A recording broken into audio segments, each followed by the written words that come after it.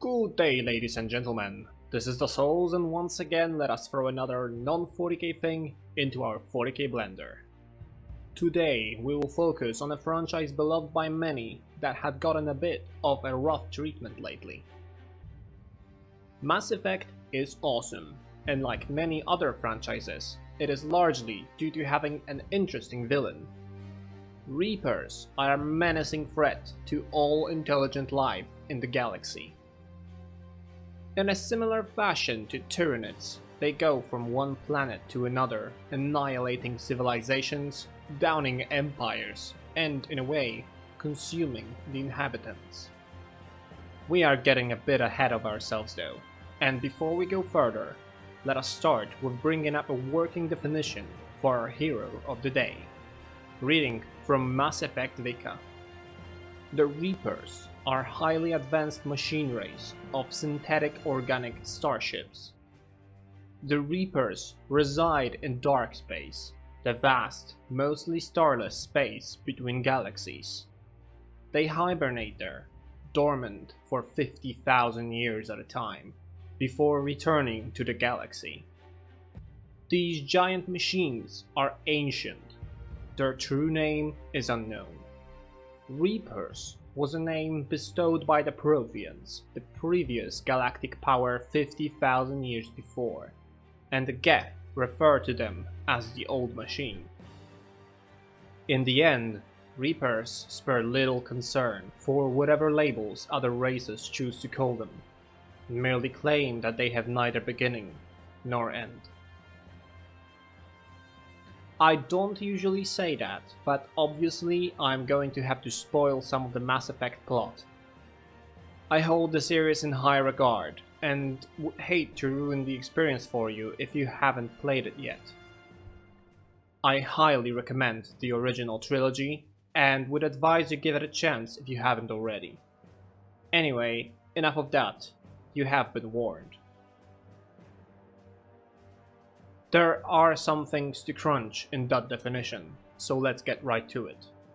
First, let us focus on the synthetic organic starship part.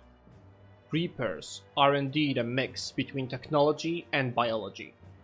In each 50,000 year cycle, through a somewhat vague process, they select the most suitable intelligent race and turn their biomass into a new Reaper. I am stressing the word intelligent here, as unlike Tyranids, Reapers avoid pre-sentient races, sentient races at low technological levels, and animals.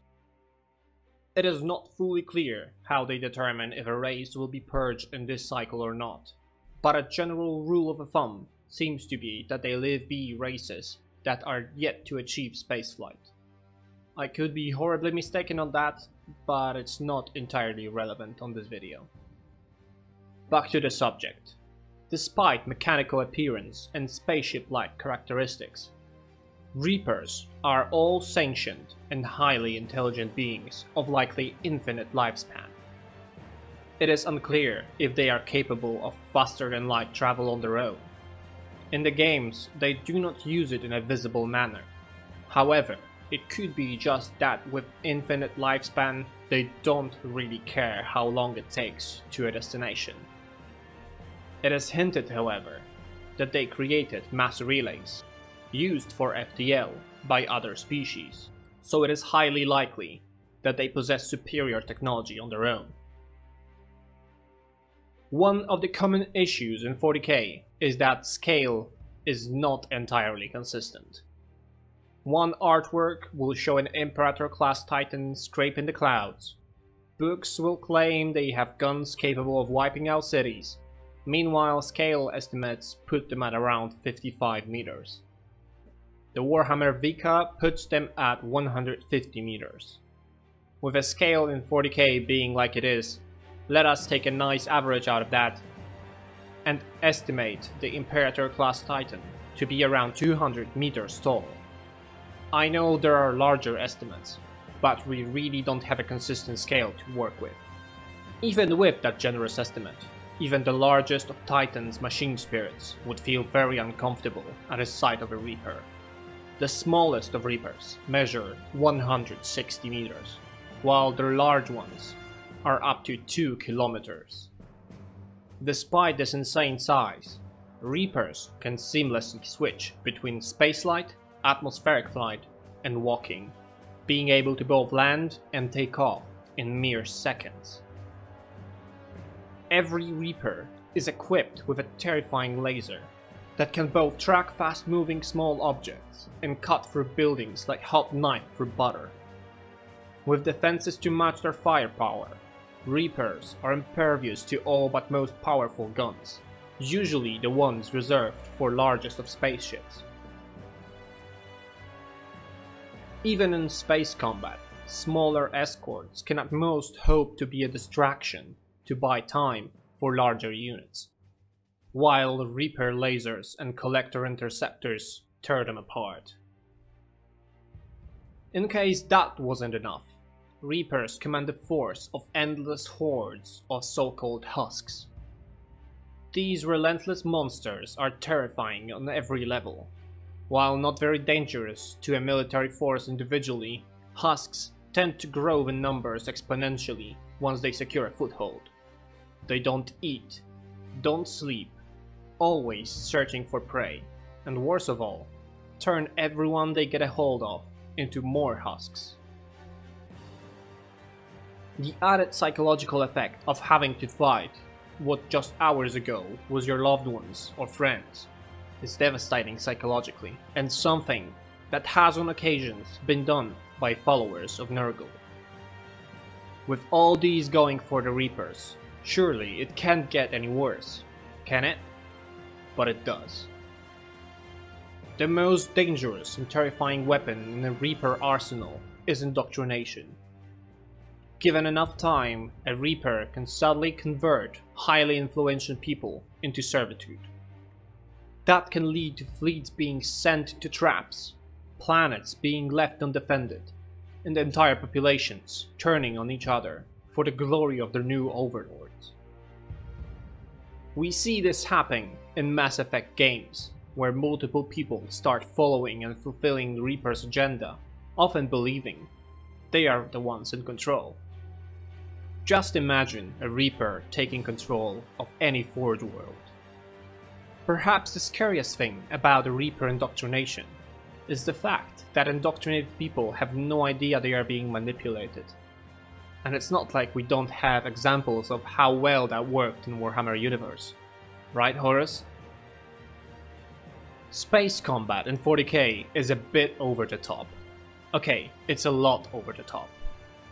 Just like in case of the Titans, spaceships of Warhammer have absolutely no consistency in scale. With some sources claiming the largest ones have just a few kilometers in length, while others claim 10 times that number. In any case, it is clear that the Imperial Navy would have an edge on Reapers, and thus Reapers should avoid direct confrontation at all costs. Rather than open combat, Reapers should attack supply chains and isolated planets to get an edge on the Imperium of Man. Reapers could also try to indoctrinate other minor factions to get additional auxiliary forces that could fight their fights. In my opinion, their best shot would be to indoctrinate the previous mentioned Mechanicum, or to try and indoctrinate the Tau, as you only really need to focus on the Ethereal class to control the whole species. Their established caste system would serve as a great foundation for that endeavor. With the help of Tau military, Reapers could be a terrifying force in the galaxy.